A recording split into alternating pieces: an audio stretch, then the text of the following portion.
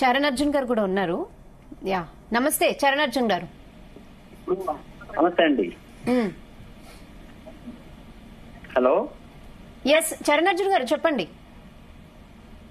ఇక్కడ నేను అబ్జర్వ్ చేసింది నిన్న ప్రేమరాజ్ అన్న ఆడియో విన్నది కూడా దాన్ని నాకు అర్థమైంది ఒకటే పాయింట్ అండి. అందశ్రీ గారేమో నా పాట అనుకుంటున్నారు, మనమంతా మన పాట అనుకుంటున్నాం. ఇక్కడ వచ్చిన సమస్య అదే. ఆయన పాట నా పాట నా ఇష్టం వచ్చిన మ్యూజిక్ డైరెక్టర్ తో చేయించుకుంటాను, నా ఇష్టం వచ్చిన వాళ్ళతో దానికి స్థాయి పెంచుకుంటాను, పెద్ద పెద్ద వాళ్ళతో చేయించుకోనని అనుకున్నారు పాపం ఆయన. కానీ మనమందరి బాధ ఏంటంటే అది మన పాట కదా, మన తెలంగాణ పాట కదా. ప్రేమరాజ్ అన్న బాధ ఏంది, మన పాట అది. సో ఇక్కడ నాకు తెలిసి ఇది రేవంత్ అన్నకు సంబంధించి, సీఎం గారికి సంబంధించి ఏముండదు, ఇదంతా అందశ్రీ గారిది. ఎందుకంటే అదే ఆడియోలో విన్నాం మనం. విన్నామంటే నేను సంవత్సరం క్రితమే ఫిక్స్ అయ్యాను కీరవాణి గారిని అని చెప్పారు ఆయన, గవర్నమెంట్ రాకముందే. సో ఆయన సొంత నిర్ణయం అది. కానీ నేను అంటే దాని గురించి నేను మాట్లాడలేను. కానీ నాకు ఒక మ్యూజిక్ డైరెక్టర్ గా నాకు బాధ ఏమేసిందంటే, ఆ కీరవాణి గారిని తలదన్నే మ్యూజిక్ డైరెక్టర్లు ఎవరున్నారు ఇక్కడ? ఆ కీరవాణి గారి దరిదాపులకు వచ్చే మ్యూజిక్ డైరెక్టర్లు ఎవరున్నారు? మేమంతా కీరవాణి గారి పాటలు విని పెరిగిన వాళ్ళమే, ఆయన పాటలు విని వచ్చిన వాళ్ళమే మేమంతా. కానీ తెలంగాణ అనేది ఒకటి వచ్చినప్పుడు ఈ రోజు చిన్న చిన్న ప్రైవేట్ సాంగ్స్, అసలు సినిమాకు సంబంధం లేని వాళ్ళని పెట్టి వందల మిలియన్లు వ్యూస్ వస్తూ ప్రతి ఇంటి ప్రజల్ని తడుతున్నాయి పాటలు. తెలంగాణలో మనం చేసే పాటలని నేనే కాదు, నాలాంటి చాలా మంది కళాకారులు. సో మన సినిమానే ప్రామాణికంగా తీసుకున్నప్పుడు మన తెలంగాణ సినిమాగా అంత ఎదగలేదు. బాహుబలి, త్రిబుల్ లాంటి సినిమాలు మన వాళ్ళు తీయట్లేదు. తీస్తే ఆటోమేటిక్ గా అలాంటి అవకాశాలు మాకు వస్తాయి, మేము కూడా తలదన్నే స్థాయిలో ఎదుగుతాము. కానీ అంత పెద్ద మనిషి, ఆయన నుంచి మేము ఎంతో నేర్చుకున్నాం. అందశ్రీ గారి నుంచి మాయమైపోతున్నాడమ్మా మనిషి అన్నవాడు అనే ఒక మాట విని నేను నిజంగా మానవతా విలువల గురించి చెప్పాలని నేను కూడా ఆ బాట పట్టాను. ఆయన ఒక రకంగా నాకు గురువు లాంటి వాడే. కానీ ఆయన మాలాంటి పిల్లల్ని ఇప్పుడిప్పుడు ఎదుగుతున్న వాళ్ళందరినీ అలా మాట అనేసరికి ఒకేసారి ఎక్కడో అరే ఇంకా అప్పుడు ఇంతకుముందు తెలంగాణ రాష్ట్రం వస్తే మనకు కొలువులు వస్తాయని, లేకపోతే మన పిల్లలు బాగుపడతారని, మనకి నీళ్లు వస్తాయి, నిధులు వస్తాయి, అలాగే మన కళాకారులుగా మన సినిమాలు కూడా డెవలప్ అవుతాయి, మనం కూడా 100 కోట్ల సినిమాలు తీస్తాం, మేము కూడా పెద్ద మ్యూజిక్ డైరెక్టర్లు అయిపోతాం, ఇవన్నీ ఉండే. ఇప్పుడు నాకు కడుపులో చాలా బాధ ఉంది, గుండెల్లో. ఆ బాధ నుంచి పుట్టిందే నువ్వు రాయి నేను శిల్పి అయినా, అన్నదమ్ముల పాట అయినా, 3 రంగుల జెండా అయినా, ఇలాంటి పాటలన్నీ. సో మరి మేము ఇప్పుడు అన్ని అందులు ఉంటే, ఇప్పుడు ఎగ్జాంపుల్ మనం కీరవాణి గారిని తీసుకుందామండి. ఆ రోజు స్టూడెంట్ నెంబర్ 1 అనే ఒక చిన్న సినిమాకి రాజమౌళి గారు ఆ కీరవాణి గారిని పెట్టారు. ఈ రోజు రాజమౌళి గారు పాన్ ఇండియా లెవెల్లో ప్రపంచవ్యాప్తంగా 1000 కోట్ల బడ్జెట్లు వస్తున్నా కూడా అదే కీరవాణి గారిని పెట్టుకుంటున్నారు తప్ప. చాలా మంది కళాకారులు ఈ విషయంపై బాధపడ్డారు. అదే అమ్మ నేను అనేది. ఇప్పుడు నా స్థాయి పెరిగింది కదా అని రాజమౌళి గారు ఏమన్నా ఆయన చుట్టూ ఉన్న టెక్నీషియన్స్ ని ఆయన తగ్గించుకోలేదు. అమెరికా మ్యూజిక్ డైరెక్టర్ ని, హాలీవుడ్ మ్యూజిక్ డైరెక్టర్ ని పెట్టుకోవచ్చు ఆయన వెళ్ళి.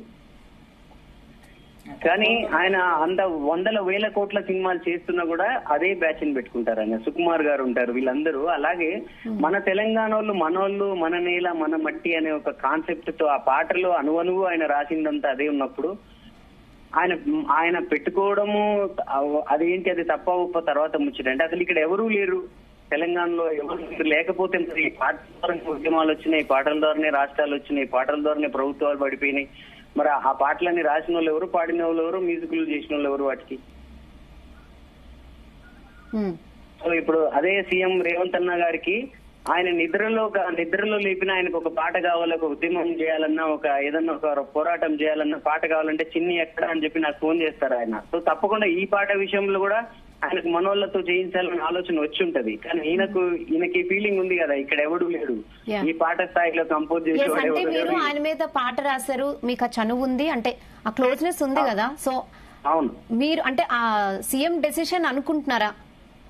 నేను అనుకున్నాను మరి సీఎం గారు రేవంత్ మీకున్న క్లోజ్నెస్ తో మీరేమైనా సజెస్ట్ చేయగలరా ఆయనకి ఈ విషయంలో, ఈ పాట విషయంలో? ఆయన 1 year క్రితమే ఇది ఫిక్స్ అయ్యాను కీరవాణి గారికి అని అంటున్నారు కాబట్టి ఇది రేవంత్ అన్న ప్రమేయం లేదని ఆయనే చెప్తున్నారు ఆడియో లీక్ లో. సో ఇప్పుడు రేవంత్ అన్న ఏమనుకుంటారు, ఆల్రెడీ ఒక సీఎం గారితో ఆయనకు డిస్టర్బ్ అయ్యి ఆ పాట 5 రోజులు హోల్డ్ లో ఉంది, మళ్ళీ నేనెందుకు అనవసరంగా ఇతనితో పెట్టుకోవడం అనుకుని ఉండొచ్చు అతను. సో ఇందులో రేవంత్ రెడ్డి గారి డెసిషన్ ప్రమేయం ఏమి ఉండదంటారు? రేవంత్ అన్నకు తెలంగాణ మట్టి మీద, తెలంగాణ కళాకారుల మీద, తెలంగాణ మీద చాలా ప్రేమ ఉందమ్మా. దానికి ఉదాహరణ నేను ఈ నువ్వోరాయిలు అన్నదమ్ములు ఏది రాకముందే తెలంగాణ పులిబిడ్డ అనే పాటను 2015లో నాతో చేయించారు అన్న పిలిపించి. కానీ అందశ్రీ గారు డెసిషన్ చెప్పినప్పుడు ఆయన కూడా చెప్పొచ్చు కదా, ఇక్కడి వాళ్ళనే పెట్టుకోండి అని సీఎం కూడా సజెస్ట్ చేసి ఉండొచ్చు. అంటే నాకు తెలిసి ఇప్పుడు ఆయన మాటలను బట్టి చూస్తే అమ్మా, అంతకుముందు నాకు అందశ్రీ గారి మీద చాలా అభిమానం ఉండే. నేను ప్రేమరాజ్ అన్నతో ఆయన మాట్లాడుతున్న విధానంలో ఆయన చాలా మొండిగా ఉన్నారు. సో ఆయన ఆ ప్రేమరాజ్ అన్నతో ఏం మాట్లాడారో ముఖ్యమంత్రితో కూడా అదే మాట్లాడి ఉంటారని నేను అనుకుంటున్నాను, నాకున్న అవగాహన.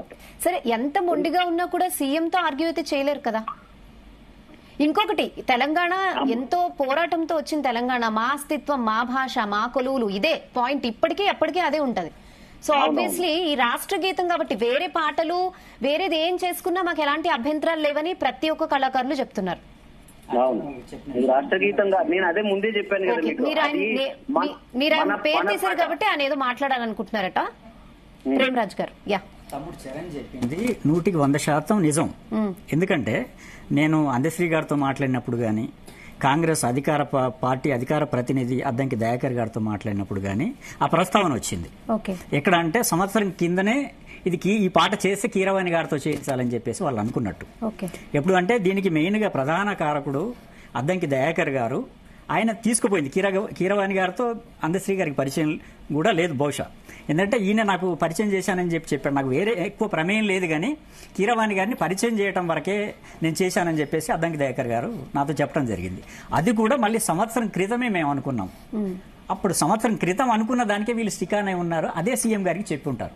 నాకు తెలిసినంత వరకు సీఎం గారు ఆయన ఉన్న బిజీలో ఆయన ఒక పాటకి సంగీతం ఎవరితో చేయించాలి, ఎవరితో పాడించాలి అనే విషయాలు ఆయన చెప్తాడని అయితే నేను అనుకోను.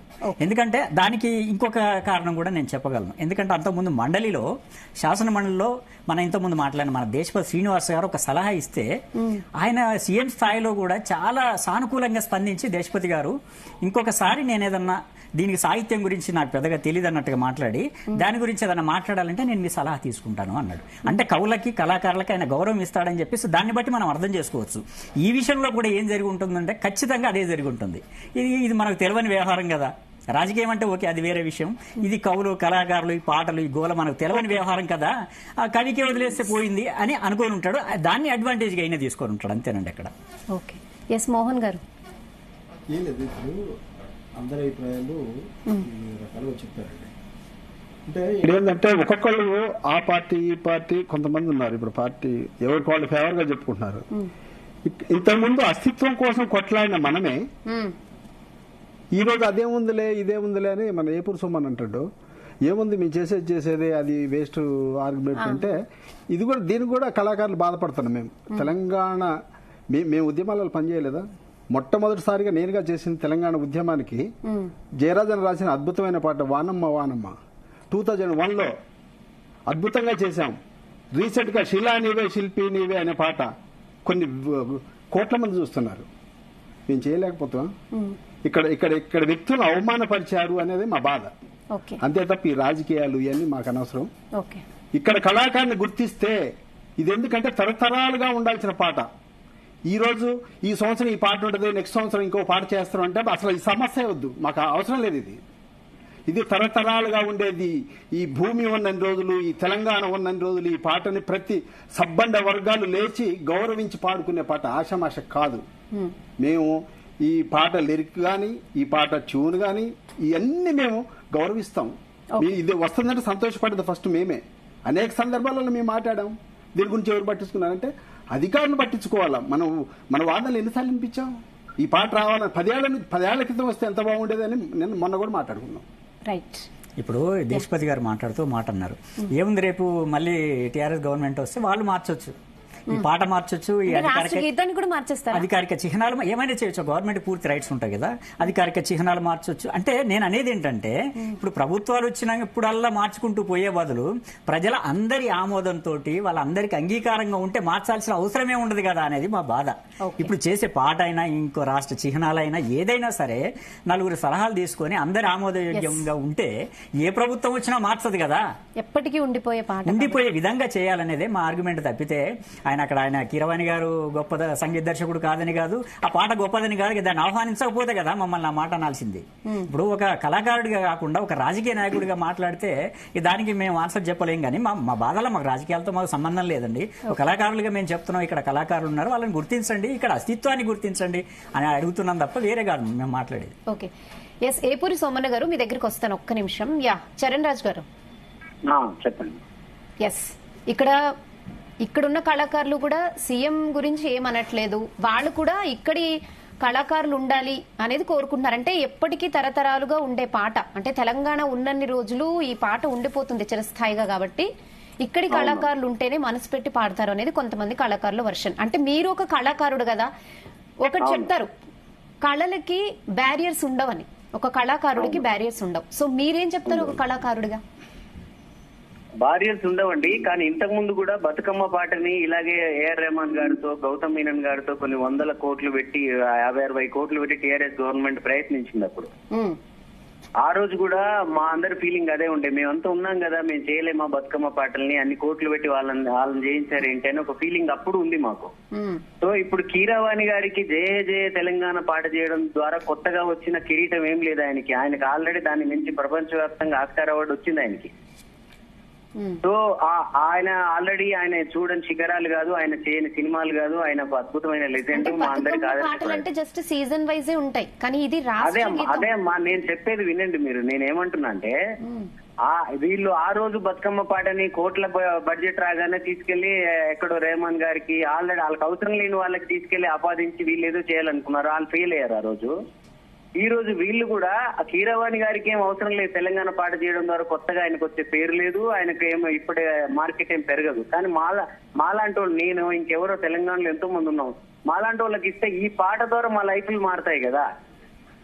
దీనికి వచ్చిన ఇదొక్క దాని ద్వారా ఎవరి చరణ్ అర్జున్ లేదా ఎవరి భీమ్ సిసిరోలియో, ఎవరి సురేష్ గోపి, మన తెలంగాణ వాళ్ళ పేరుండాలి అనేది ఇంపార్టెంట్. అంటే కొన్ని ఒక తెలంగాణ ఒక కొత్త గవర్నమెంట్ వచ్చినప్పుడు కొత్త నిర్ణయాలు తీసుకుంటున్నప్పుడు ఈ పాట ఇప్పుడు అందశ్రీ గారు ఏం చేయాలి అంటే, అరే నాతో పాటు ఇంకొక పిల్లగాన్ని లేపుదాం, ఈ పాట ఒక మ్యూజిక్ డైరెక్టర్ ని, నాతో పాటు ఒక గాయకుని లేపుదాం మన తెలంగాణ పిల్లోని. సో ఇలాంటి భావజాలం ఉండి ఆయన పాటని ఆ రేవంత్ అన్నకి సజెస్ట్ చేసి ఉంటే బాగుండేది. ప్లస్ ఒకవేళ చేశాడు సరే, నేనేదో నా పాటకు గౌరవం రావడం కోసం ఒక ఆస్కార్ అవార్డు విజేత ఉంటే నా పాట స్థాయి పెరుగుతుంది అనుకుని నేను చేశానని మంచిగా సమాధానం ఇచ్చిన బాగుండేది. ఎవడు దరిదాపుల్లో లేడు, ఎవడు తలదన్నేవాడు లేడు. ఎందుకుండడండి, ఎందుకుండవు, లేకపోతే మేమంతా ఎందుకున్నా 20 ఏళ్ల నుంచి పోరాడుతున్నాం మేమందరం ఇక్కడ. మాకే కనీసం చిన్న అంత పెద్ద మనిషి అలాంటి మాట మాట్లాడేసరికి అరే మనం అంత స్థాయి కాదా మనది, ఇంకా మూటాముళ్ళ చదువుకొని ఇంటికి వెళ్ళిపోవాలా మరి మేము ఎందుకు? ఇంకా ఒక జయ జయ అనే పాట చేసే స్థాయి కూడా మాకు లేనప్పుడు ఇంకా మాలాంటి మ్యూజిక్ డైరెక్టర్లు అందరం అన్ని చదువుకొని ఇంటికి పోయి మళ్ళీ వాళ్ళ పాటలే, ఆయన ఎవరైతే తలదన్నే వాళ్ళు ఉన్నారో అనుకున్నారో వాళ్ళ పాటలే వినుకుంటూ ఇంట్లో కూర్చోవాలి మేమంతా. ఇంకా అంటే ఇప్పుడు అందశ్రీ గారు రాసిన పాట కదా, ఒక 10 సంవత్సరాల నుంచి ఆ పాటను విస్మరించింది ప్రభుత్వం, లాస్ట్ ప్రభుత్వం. సో అందుకు ఆ ఫ్రస్ట్రేషన్ లో లేకపోతే ఈ గవర్నమెంట్ ఏమైనా ఇంపార్టెన్స్ ఇచ్చినందుకు ఆ పాటను ఇంకా వేరే లెవెల్లో తీసుకెళ్లాలి అని అనుకున్నారంటారా? ఏం చెప్తారు? అదే అమ్మా, ఆయన అనుకున్నాడు, అది తప్పు కూడా కాదు. కానీ ఇంకే దీని తలదన్నేవాడు ఎవడు లేడు, దరిదాపుల్లో కూడా ఎవడు లేడు అనే మాట మాట్లాడకూడదు అంటున్నాను. ఓకే, ఎవరి స్థాయి వాళ్ళది, ఎవరి విలువ వాళ్ళది, ఎవరి బ్రాండ్ వాళ్ళది, ఎవరి స్టైల్ వాడిది. నేను చేసినట్టు ఆయన ఇప్పుడు ఈ రోజు ఎవరో నా గురించి ఆర్టికల్ రాశారు ఏదో ఫేస్బుక్ లో, ఎంతో మంది పెద్ద పెద్ద మ్యూజిక్ డైరెక్టర్లు పొలిటికల్ సాంగ్లు చేసినారు కానీ 3 రంగుల జెండాలాగా ఎందుకు చేయలేకపోయారని అంటున్నాడు ఆయన. ఇప్పుడు అర్జున్ చెప్పే ఒక పాయింట్ ఉందండి. ఇప్పుడు అతను మాలాంటి వాళ్ళకు ఇస్తే అది గుర్తుండిపోతుంది కదా, మాకు లైఫ్ వస్తుంది కదా, వాళ్ళ ఆవేదనలో అర్థం లేదండి. ఇప్పుడు తెలుగు కావచ్చు, తమిళ, మలయాళం, ఒరియా, కన్నడ, బెంగాలీ ఏదైనా కావచ్చు అండి, ఆ స్థానికతకు ఒక సోల్ ఉంటుంది. ఆ మట్టిలో నుంచి పుట్టిన వాడే దాన్ని గుర్తించగలుగుతాడు. అది మా బాధ అంతా ఏంటంటే పక్కనున్న వ్యక్తికి అది అర్థం కాకపోవచ్చు, ఆ సోల్ మిస్ అవ్వచ్చు, కాబట్టి దానికి ఇవ్వమని అంటున్నాం తప్పితే ఆయన గొప్పవాడు కాదనేది మా ఆర్గ్యుమెంట్ కాదు కదా. ఇప్పుడు ఇదే అందశ్రీ గారు చాలా ఒక ఘోరమైన కామెంట్ చేశారు. ఏంటంటే క్యాసెట్లు చేసుకునే వాళ్ళు తెలంగాణలో 100,000 మంది ఉన్నారు, వాళ్ళ స్థాయిలో ఎలా చేయగలుగుతారనే మాట మాట్లాడారు ఆయన. మరి అదే క్యాసెట్లు చేసుకునే వాళ్ళే ఈయన పాటని ప్రజల్లోకి తీసుకెళ్లారు.